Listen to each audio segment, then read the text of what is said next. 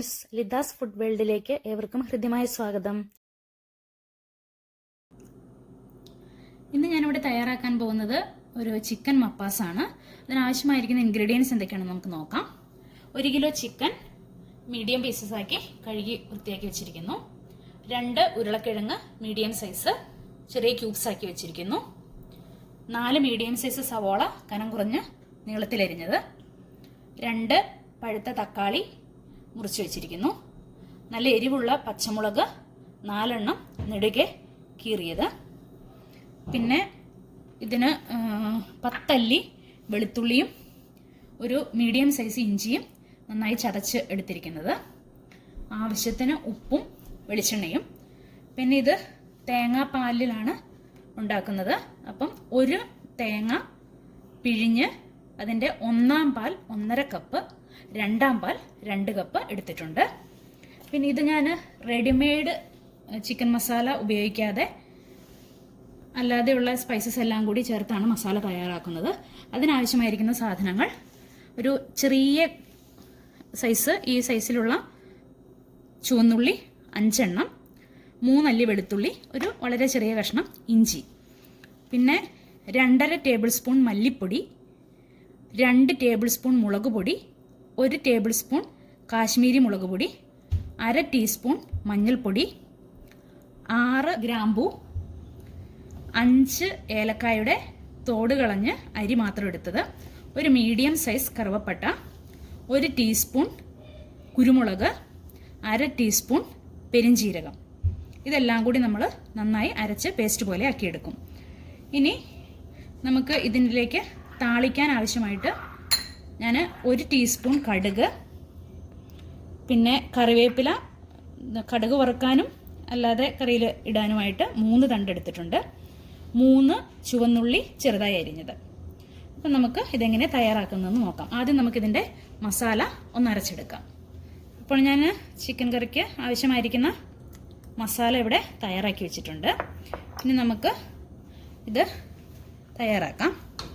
ഒരു പാൻ അടുപ്പത്ത് വെച്ച് തീ കത്തിച്ചിട്ടുണ്ട്. ചൂടായ ഫ്രൈങ് പാനിലേക്ക് നമുക്ക് ആവശ്യത്തിന് വെളിച്ചെണ്ണ ഒഴിച്ചു കൊടുക്കാം. ചൂടായ വെളിച്ചെണ്ണയിലേക്ക് നമുക്ക് അരിഞ്ഞു വെച്ചിരിക്കുന്ന സവോള ഇട്ട് കൊടുക്കാം. അല്പം ഉപ്പ് ചേർത്ത് നമുക്ക് ചെറുതായി ഒന്ന് വഴറ്റാം.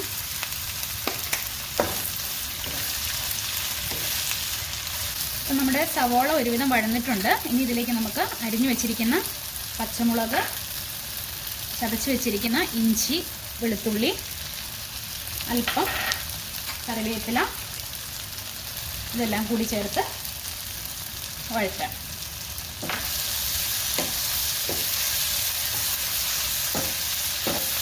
നമ്മുടെ സവോളയെല്ലാം നന്നായി വഴന്നു വന്നിട്ടുണ്ട്. ഇനി ഇതിലേക്ക് നമുക്ക് അരച്ചു വെച്ചിരിക്കുന്ന മസാലക്കൂട്ട് ചേർത്ത് കൊടുക്കാം.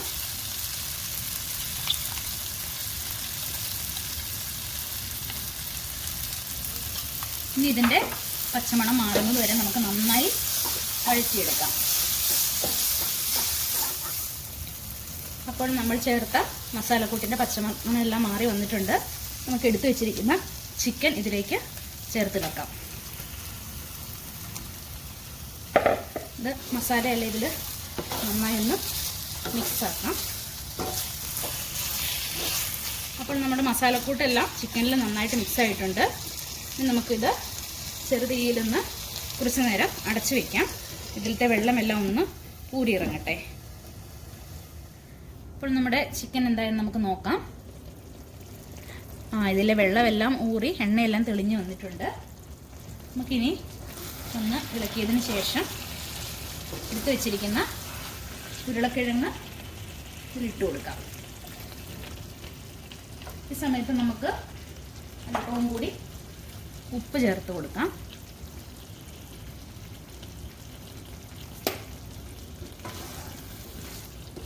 നന്നായി ഒന്ന് ഇളക്കി യോജിപ്പിച്ചതിന് ശേഷം നമുക്ക് വീണ്ടും ഇത് അടച്ചു വയ്ക്കാം. ഇതിൽ നമ്മൾ അല്പം പോലും വെള്ളം ചേർക്കുന്നില്ല. 2 പാലും 1 പാലും മാത്രമേ ഉപയോഗിക്കുന്നുള്ളൂ.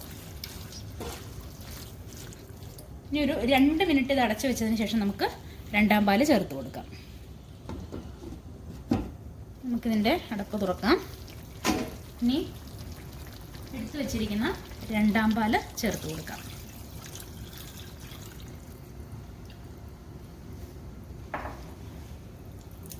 നന്നായി മിക്സ് ചെയ്തതിന് ശേഷം ചെറുതീയിൽ അടച്ചു വയ്ക്കാം. ചിക്കനും ഉരുളക്കിഴങ്ങും എല്ലാം ഇതിൽ കിടന്ന് നന്നായി വെന്ത് കുറുകട്ടെ.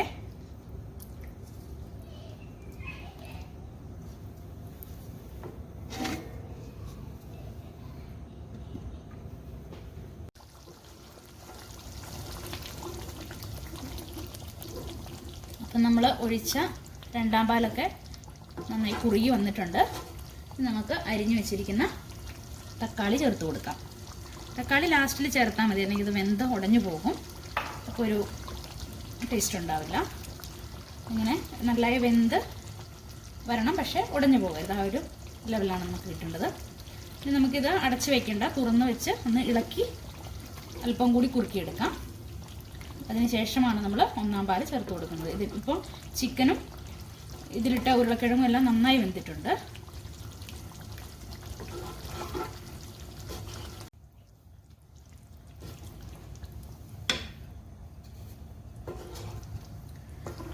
നമ്മുടെ ഗ്രേവിയൊക്കെ നന്നായി കുറുകി വന്നിട്ടുണ്ട്.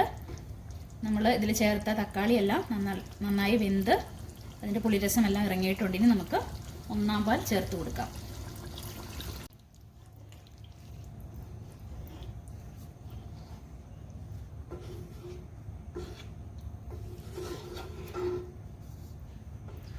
അപ്പം ഞാൻ ഇതിൽ ഒന്നാം പാൽ ചേർത്തു.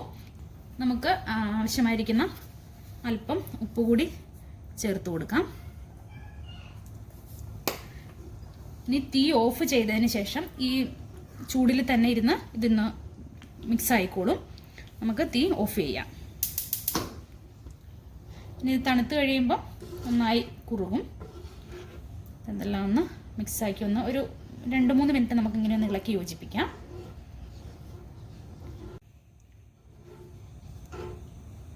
അപ്പോൾ നമ്മുടെ തലപ്പാലും ചേർത്ത് ഇത് ചൂടാക്കി ഇളക്കിയെടുത്തിട്ടുണ്ട്. ഇനി ഇത് കുറച്ച് തണുത്ത് കഴിയുമ്പോൾ അല്പം കൂടി ഗ്രേവി തിക്കാവും. ഈ ഒരു പരുവത്തിലാണ് ഇപ്പോൾ ഉള്ളത്. തീയെല്ലാം ഓഫ് ചെയ്ത് വെച്ചിരിക്കുകയാണ്. ഇനി നമുക്കിതിലേക്ക് താളിച്ച് ചേർക്കാം. അതിനായി ഞാനൊരു ഫ്രൈങ് പാൻ മറ്റൊരു അടുപ്പിൽ വെച്ചിട്ടുണ്ട്. ഇതിലേക്ക് നമുക്ക് ആവശ്യമായിരിക്കുന്ന വെളിച്ചെണ്ണ ചേർത്ത് കൊടുക്കാം.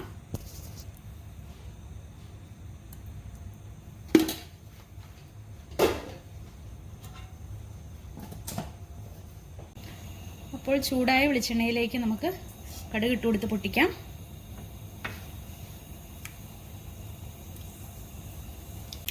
അപ്പോൾ നമ്മുടെ കടുക് ഇവിടെ പൊട്ടി തീർന്നിട്ടുണ്ട്. അതിലേക്ക് അരിഞ്ഞു വെച്ചിരിക്കുന്ന ചുവന്നുള്ളിയും എടുത്തു വെച്ചിരിക്കുന്ന കറിവേപ്പിലയും ചേർക്കാം. ചെറുതായി ഇളക്കി മുരിയിച്ചെടുക്കാം. നമ്മുടെ ചുവന്നുള്ളിയും കറിവേപ്പിലയും എല്ലാം നന്നായി മൂത്ത് വന്നിട്ടുണ്ട്. നമുക്കിനിത് നമ്മുടെ മപ്പാസിലേക്ക് ചേർക്കാം.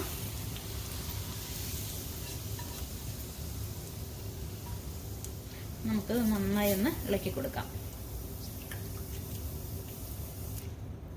അങ്ങനെ നമ്മുടെ റെഡിമെയ്ഡ് ചിക്കൻ മസാല ചേർക്കാത്ത അടിപൊളി ചിക്കൻ മപ്പാസ് ഇവിടെ റെഡി ആയിരിക്കുകയാണ്. ഇതൊരു സർവിംഗ് ബൗളിലേക്ക് മാറ്റാം. വളരെ സ്വാദിഷ്ടമായ ഒരു ചിക്കൻ മപ്പാസാണിത്. എല്ലാവരും ഇത് ഒരിക്കലെങ്കിലും ഒന്ന് ട്രൈ ചെയ്ത് നോക്കണം. എന്നിട്ട് അഭിപ്രായങ്ങളെല്ലാം പറയണം. എൻ്റെ ഈ റെസിപ്പി ഇഷ്ടമായെങ്കിൽ എൻ്റെ വീഡിയോ ലൈക്ക് ചെയ്യുക, ചാനൽ സബ്സ്ക്രൈബ് ചെയ്യുക, തൊട്ടടുത്ത് കാണുന്ന ബെൽ ബട്ടൺ കൂടി ഒന്ന് എനേബിൾ ചെയ്യുക. അപ്പോൾ മറ്റൊരു റെസിപ്പിയുമായി അടുത്ത ദിവസം വീണ്ടും കാണാം.